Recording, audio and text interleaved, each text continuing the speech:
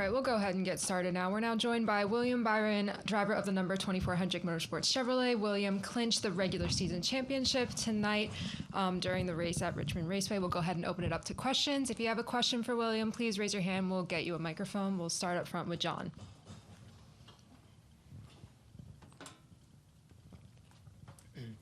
John Newby, Savage Ventures. I mean, just from a top-level thing, being involved in a wreck to winning the regular season championship. I mean, how big of a swing was that? Yeah, it was. I was kind of losing my mind there for a minute. Just felt like, there was so much going on, and just such a balance of trying to manage tires all night, and it just got crazy on those couple of restarts. That one restart was kind of the tipping point. But we had, honestly, some really good runs tonight. Was happy with, the end of stage 1, the beginning of stage 2, and kind of throughout stage 2 was pretty good. Beginning of stage 3, we kind of climbed forward, and then we just had that one set of tires that we put on that we fell way back. But feels great. I think, like I said in my interview, it's really the best 12th place finish I've ever had. And, we came in here and really just did a solid job. We qualified solid. We always want more, but this is definitely our toughest racetrack, and we just kind of came in here and had a solid plan and executed it. So feels really good. This team's worked extremely hard, and all the guys have worked hard through the summer months, and I feel like this has been the best summer we've ever had speed wise. And we had a lot of tough things happen throughout. Probably, I guess, really early July. We had a lot of speed, but some crashes in practice and qualifying, and then just some car issues and things that happened. But yeah, just really cool, and looking forward to the playoffs. And then just following up, Okay, so now that pressure's off and you can just move forward into the playoffs, I mean, what's the approach for next week? Is it just ride around, try to go for another Daytona win? Yeah, I think it's. Yeah, gonna have to figure out the game plan there for sure. I mean, I only feel like I know one way, and that's just to go as fast as I can. So gonna try to probably be up front and do all the things it takes to win the race.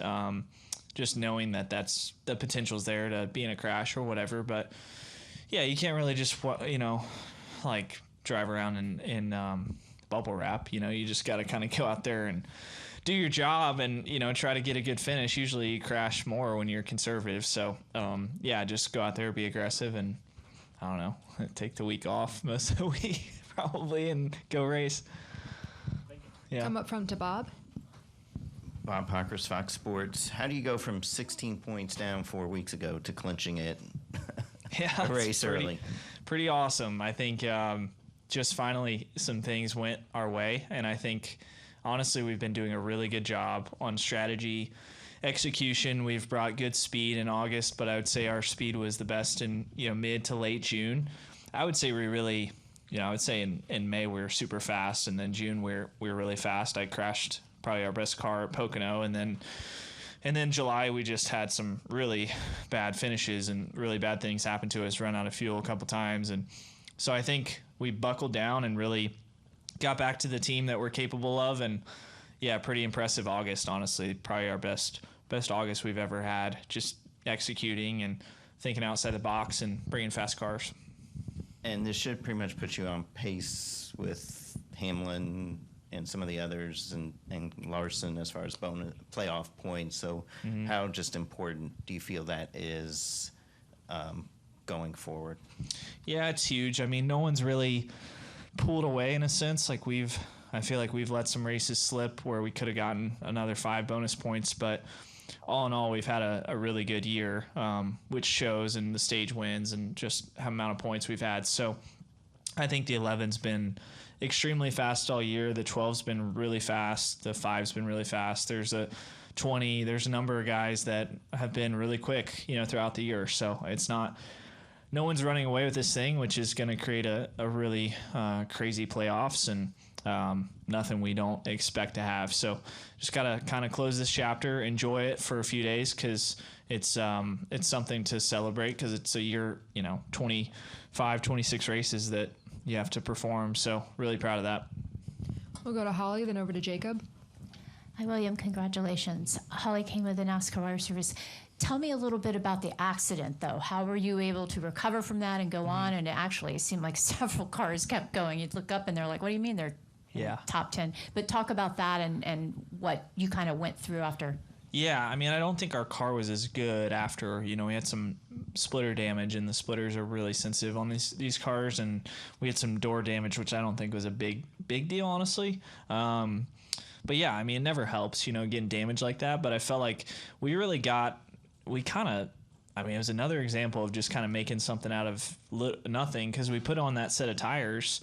And we kind of burned that set of tires, and we got some track position from that. So we got back to the top 10, and then that kind of set us up for a really good stage 3. And then all of a sudden we were in the top 5, and we just had that bad run where we just couldn't hang on to all 4 tires really. But yeah, I don't know. It just was a crazy night. I think that wreck was it was building, like everyone was starting to be really aggressive on restarts, and then that wreck, I think, was just kind of the last thing to go, and some guys got into each other. So, yeah, and then it seemed like it kind of calmed down, normal Richmond after that.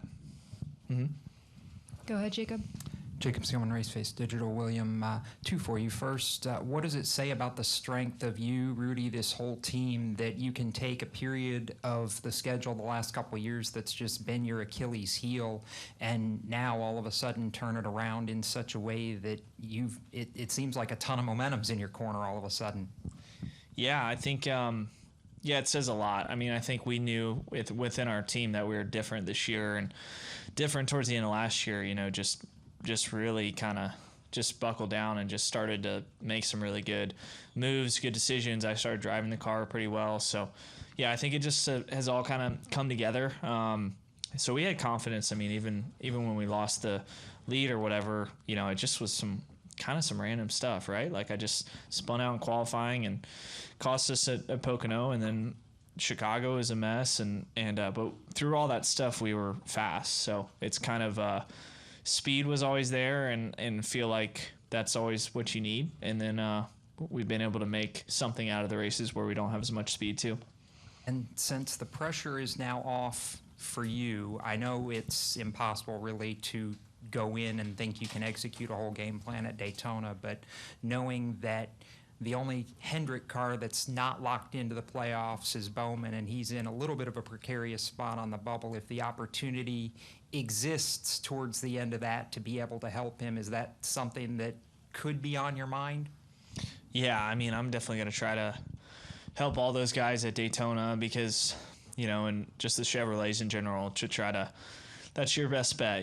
Going through the playoffs, I've learned that, you just have to have allies. They're never going to be like the ones, you're always racing, but it's good to be racing teammates. So, yeah, I think try to be stronger within the group and try to help those guys out at Daytona for sure. Chris Powell, Couch Coach Live. Congratulations. What has been like the difference for you and the crew this year for your success? Yeah, I think this was kind of building. I think since the round of 12 last year, we really hit our stride and started to run really consistently well. And then this year it was kind of getting frustrating that we weren't converting some of those things, but we were still doing a really good job. And so I think it's just kind of been building, and probably I would say May was our strongest month, Darlington.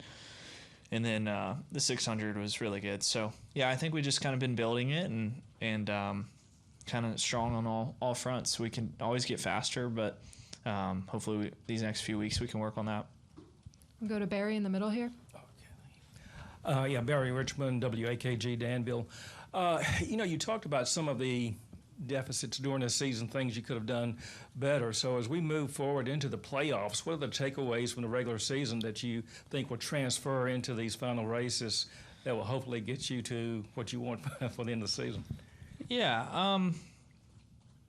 I don't know. I think we just got to keep kind of shoring up some loose ends, I guess. I mean, I feel like our team this is probably our toughest track, and then here in New Hampshire's that way as well. New Hampshire's really tough, but I feel like New Hampshire's different. It's more of a speed track. It's a little bit like this, but it's more speed based, and this place is just kind of, it's more just long runs and just like managing tire wear. And I feel like, today especially, we had a car that was very tough on the tires. So it's just, I think if we had today to do over again, we definitely work on that. But going towards these next few weeks, I mean, it's just about having speed, and Darlington's been really good for us. So I don't know, I'm really excited about Darlington. I think we can always improve on pit road, rolling time and in and out, all that stuff. We'll just see.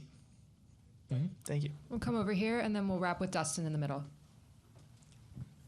Stephen Sykes and Live and Global Media.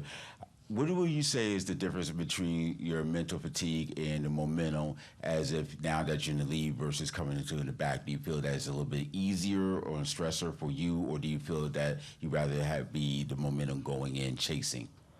Yeah, I mean, I feel like we've had summers where we've been kind of like under the radar and just completely out of it and not running well, and then we just turn it on in the playoffs. And then this year we're coming in, I feel like we're in rhythm and in sync. I think it's better to be this way, honestly. I feel like the years that we've been on the other side, it's a lot of questions and a lot of doubt, sort of, that things are going to work out. So I feel like now we've been through kind of the ringer of a lot of different things this year. I mean, every race has kind of been different in terms of what we fight, and there's been some easier races with speed. But yeah, I think just kind of feels nice to just go in the playoffs kind of hitting on all cylinders and just operating well. I don't feel like we've ever really slowed down, so it's been good. Mm-hmm. Take our final question from Dustin. Dustin Long, NBC Sports. William, how does Rudy make you better? I feel like our relationship has really evolved this year. Like I feel like we communicate to each other like we're more on the same age, and I feel like that has helped us just push each other. And so I think there's a lot of accountability between the two of us. Like he holds me to a high standard of my prep during the week and what is expected of me and how I execute. Like he can see the small details that maybe a lot of people can't, so I appreciate that. Like I appreciate that he can tell if I had a good qualifying lap or if I did little things, with changes in my driving style. So, I think accountability is probably the word. Like we just really hold each other accountable, and that's the evolution of the relationship this year. Is I even do that sort of back to him on strategy decisions or whatever it is. I kind of want that clarity in that picture, and we've evolved. I mean, we worked together since when I was 18. He was teaching me everything, and then I was just driving and executing and he was giving me that balance I needed, and now it's like more of a equal footing, I think. And he's just a great crew chief and works extremely hard. I think that's his work ethic is just incredible, and he wants it more than anybody. Well, that's what I kind of wondered about, was because he'd work with you at such an early age, it was a different relationship than it is now as you guys have grown and gotten older. Why has it continued to work as well as it has? Because in maybe other situations, as the driver gets older, they want more things or look at things differently, and then that can create friction with the union, and suddenly maybe things don't go the way they used to. Yeah, I think it's just like any relationship, you just keep working on it. You just know that that's your person. You're like, okay, that's my guy. I'm going to just work with him. And so we just sit down, we talk things out, and we get better. And I think we've had maybe 2-3 times this year we've kind of sat down. I don't remember exactly when the last one was, but sometime this summer. And it just works.